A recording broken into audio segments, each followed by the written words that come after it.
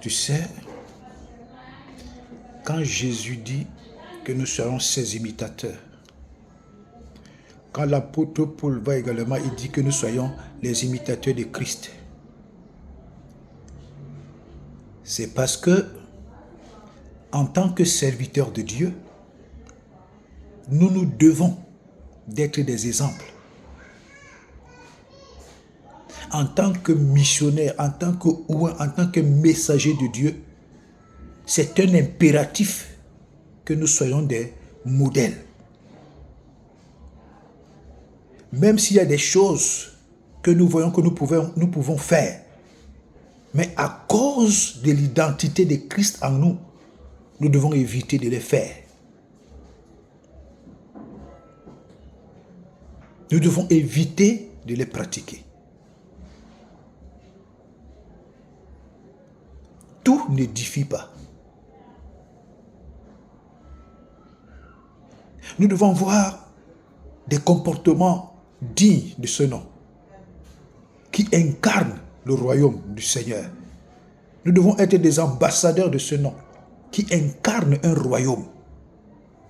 Nous devons être des ministres de culte de ce nom-là, parce qu'on incarne l'évangile du Seigneur.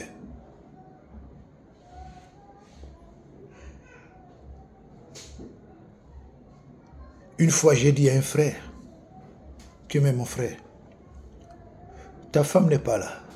Ce que tu es en train de faire là n'est pas bien. Si tu sens que tu veux te soulager, tu sens que tu veux te mettre à l'aise parce que tu sens que tu ne tiens plus. Mais mon frère, prends l'argent, tu vas dans un bordel. Laisse les enfants de Dieu tranquilles. Ils sont venus chercher leur salut. Mais il ne faudrait pas que c'est toi le pasteur qui soit encore l'occasion de chute pour leur salut. Ils viennent avec des problèmes, ils viennent avec des soucis, ils viennent avec des charges, ils viennent avec des poids. Ils viennent étant bouleversés. Parce qu'ils veulent être délivrés, parce qu'ils veulent en sortir. C'est encore toi le pasteur qui voudrait les maintenir dans la vie du péché. C'est encore toi le pasteur qui voudrait maintenir des fardeaux dans leur vie. C'est encore toi le pasteur qui voudrait les détourner du salut de Dieu. Je lui dis, si tu sens que tu ne peux pas supporter, mais va dans un bordel. Il ne faut pas m'aider les enfants du Seigneur. Il ne faut pas les emmerder.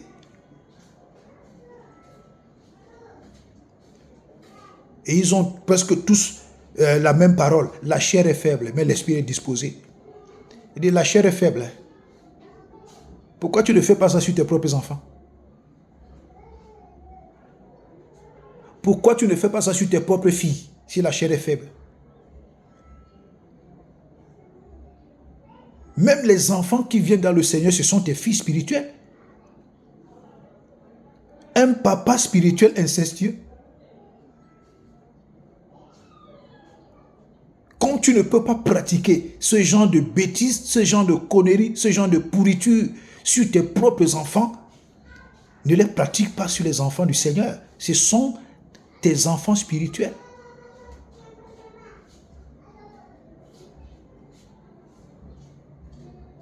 Comment dans l'église, l'enfant t'appelle papa? Parce que tu es son père spirituel. Maintenant, vous vous retrouvez dans la chambre, c'est le même enfant qui commence à t'appeler chéri. Chéri papa. Papa chéri. C'est pas normal.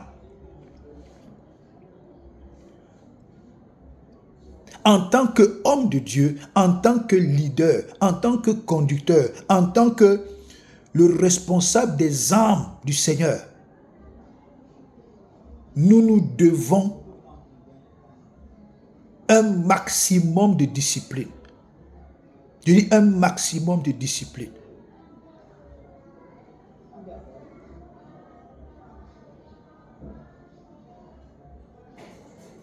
C'est pas normal.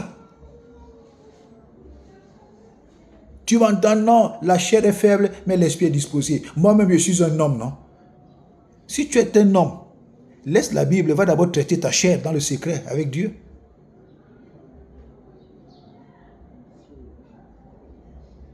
Tu es un homme, oui, mais on dit homme de Dieu. Homme de Dieu. Un homme qui n'est pas totalement soumis à Dieu. Si tu dis que tu es homme, c'est-à-dire qu'en avant Dieu devant, on laisse uniquement homme. Tu dégages d'abord le couloir et puis tu vas traiter ta vie de péché dans le secret avec le Saint-Esprit. Mais si tu dis que tu es homme de Dieu, tu dois laisser homme être dominé par Dieu. Tu dois laisser homme être totalement soumis à Dieu. Tu dois laisser homme être totalement sous le leadership du Saint-Esprit.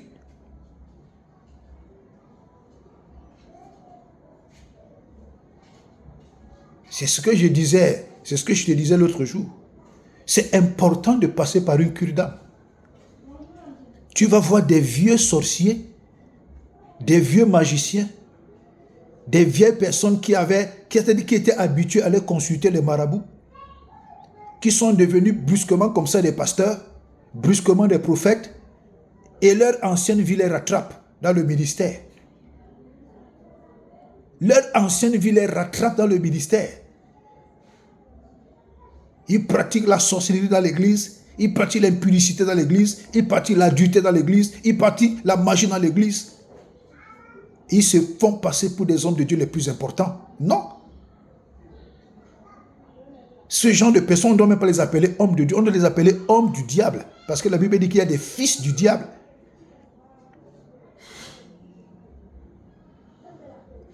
Jésus était un homme également. Mais il n'est écrit nulle part que Jésus a couché avec une seule en Christ. Même comme des personnes mal intentionnées, des archéologues sataniques ont voulu faire croire à l'humanité que Marie-Madeleine était la femme de Jésus. Ils n'ont même pas honte, ces gens. Quand on regarde la vie des apôtres, on n'a dit nulle part dans la Bible qu'un apôtre a couché avec une sœur en Christ.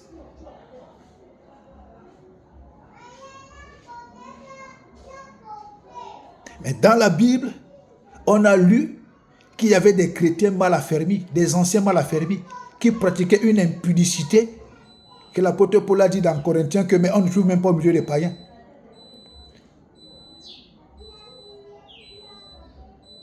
Quand tu es leader, quand tu es conducteur, quand tu es responsable, quand tu es homme d'église, tu te dois un maximum de discipline. Ce n'est même pas une négociation, c'est un impératif.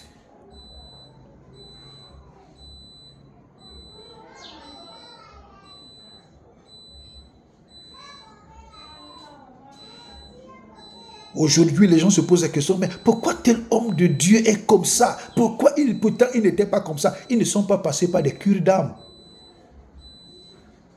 Ils n'ont pas pris au sérieux la cure d'âme. Ils n'ont pas fait un travail approfondi pour se libérer de l'ancienne nature.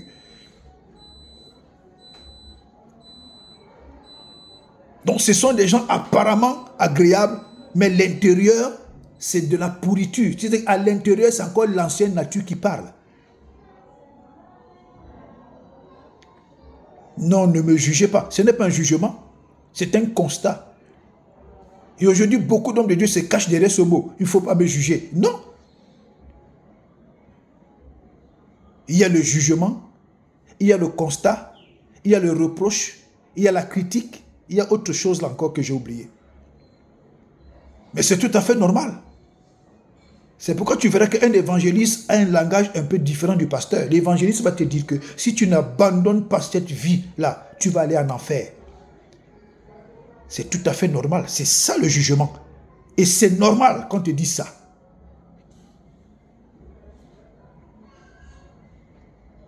Non, quand la femme qui a été sauvée par Jésus, lorsqu'on voulait la lapider à cause d'une histoire d'adultère, Jésus a demandé à la femme, quels sont ceux qui te condamnaient? C'est là où tous les pasteurs vilains, des vieux impudiques, s'arrêtent. Mais ils ne voient pas l'endroit là où Jésus a dit à la dame, va mais ne pêche plus de peur que quelque chose de pire ne t'arrive.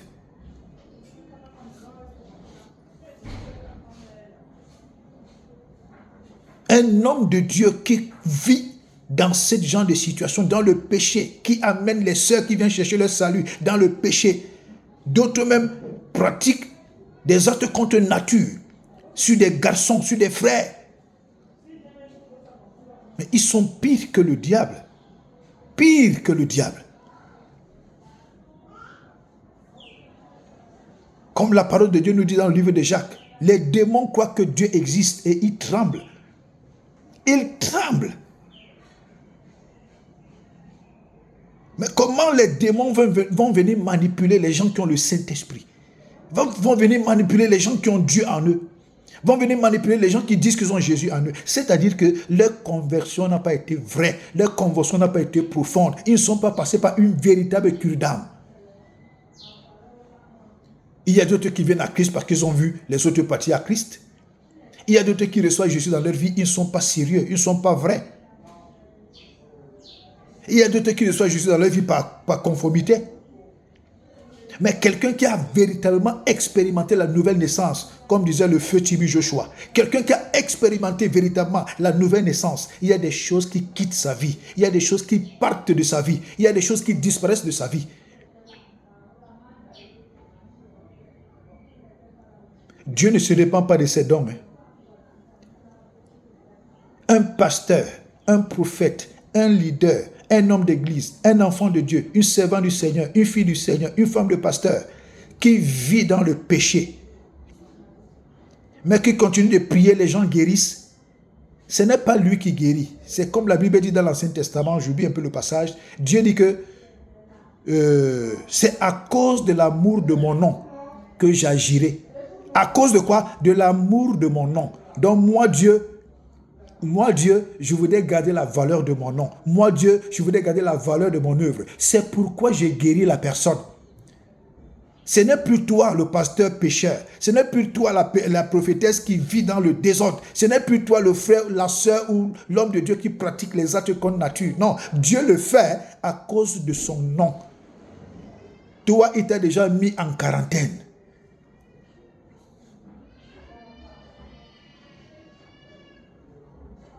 Il te laisse avec les dons. Tu prêches bien, tu prophétises bien, tu peux les gens guérissent. Mais ce n'est pas toi qui le fais. Dieu dit que je le fais à cause de mon nom. C'est à cause de son nom Dieu qu'il guérit. C'est à cause de son nom Jésus-Christ qu'il guérit. C'est à cause de son nom le Saint-Esprit que le Saint-Esprit guérit. Ce n'est pas à cause de toi. Un vase impur ne peut pas communiquer la vie. Ça, c'est impossible. Un vase qui vit dans le péché ne peut pas communiquer la vie. Impossible. Un vase qui vit dans le désordre ne peut pas communiquer la vie. Impossible. Un vase qui communique la mort ne peut pas communiquer la vie. Impossible. Si quelqu'un est malade, il va à l'hôpital. Dans l'injection qu'il doit recevoir, à la pharmacie, l'injection a été achetée étant propre, pur. Et arrive à l'hôpital. Maintenant, le médecin qui doit t'injecter ajoute du cyanure dans ton ampoule d'injection. Ce qui va te communiquer, c'est la mort. C'est exactement comme ça. Quand tu es un vrai enfant de Dieu, un vrai homme de Dieu, une vraie servante du Seigneur, qui évite le péché, qui hait le péché, qui craint le péché, qui s'éloigne du péché, qui fait tout pour rester vrai. Quand tu es en contact avec une âme, tu lui communiques la vie. Mais quand tu es déjà dans une vie de péché, c'est-à-dire que tu as fait entrer le cyanure, tu as fait entrer du poison en toi, et quand tu te tiens devant une âme, tu leur communiques la mort. Mais maintenant, comme je disais, Dieu dit qu'il le fait à cause de l'amour de son nom. Dieu le fait à cause de son nom, mais plus à cause de toi. Toi, il t'a déjà disqualifié. Toi, il t'a déjà mis en quarantaine. Dieu ne tergiverse pas. Je dis aux gens, Dieu ne tergiverse pas. Dieu n'a pas de larmes. La Bible dit qu'à cause du péché que Jésus a porté pour nous sauver, Dieu l'a livré entre les mains de Satan. Quand Jésus disait, Père, Père, Père, pourquoi m'as-tu abandonné? C'était à cause du péché, à cause de nos péchés que Jésus avait porté sur lui. Dieu s'est éloigné, il a dit que non, tu as porté sur toi le péché de l'humanité, j'ai d'abord l'affaire du péché là.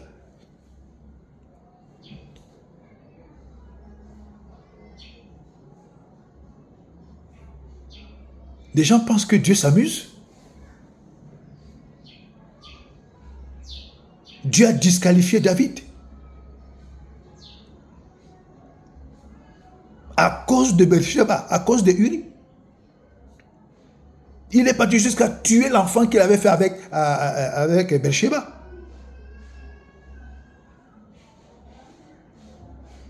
Jésus n'a pas vécu dans le désordre. Les apôtres n'ont pas vécu dans le désordre.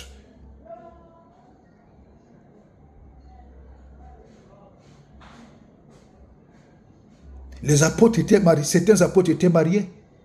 Mais quand tu lis toute la Bible, on n'a même pas fait mention de leur femme quelque part.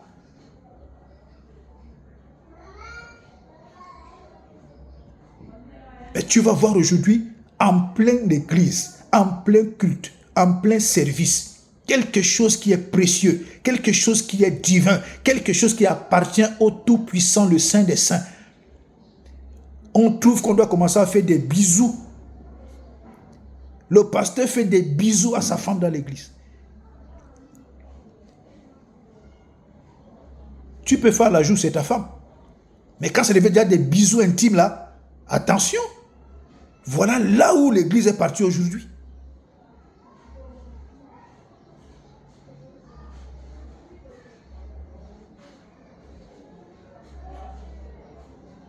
Des frères, des sœurs habillés d'une manière déconnectée. Des pasteurs laissent dans un service qui appartient au Tout-Puissant.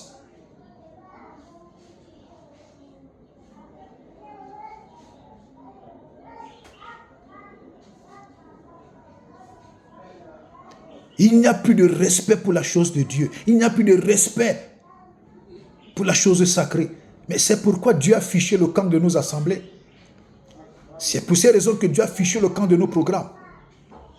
Je dis que peut-être c'est encore 1% qui reste vrai. 99% sont déjà dans l'oubli.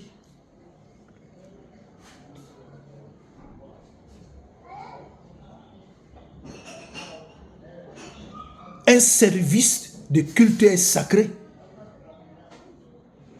Un service de culte est sacré. La Sainte Seine est sacrée. Tu vois des pasteurs, des prophétesses, des prophètes qui vivent dans une sale vie, mais qui viennent officier la Sainte Seine. Les moments de louange et d'adoration sont sacrés. Une sœur, un frère, un chante. Il a passé la nuit à l'hôtel. Passé la nuit en boîte de nuit, qui n'a même pas une vie disciplinée. Il s'étient et dit qu'il chante pour le roi des rois. Dieu dit, soyez saints comme je suis saint. Soyez parfaits. Mais aujourd'hui, les enfants de Dieu trouvent des raisons bidons pour justifier leur vie, leur servitude au péché. Aucun ne te dira que vraiment, ma soeur, tu as raison. Je vais faire tout pour changer. Non. Tout ce qui te va dire, pourquoi tu me juges? Je ne te juge pas.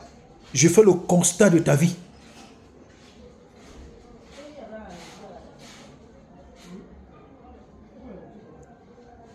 J'ai écouté un pasteur dire que lui n'est pas là pour dire aux fidèles, arrêtez de boire, arrêtez le péché. Non, il ne s'occupe pas de la vie des gens. Mais il n'est pas digne d'être un leader. Il n'est pas digne d'être un responsable. Il n'est pas digne d'être un conducteur. C'est un lâche. Lui-même, c'est un mal affermi.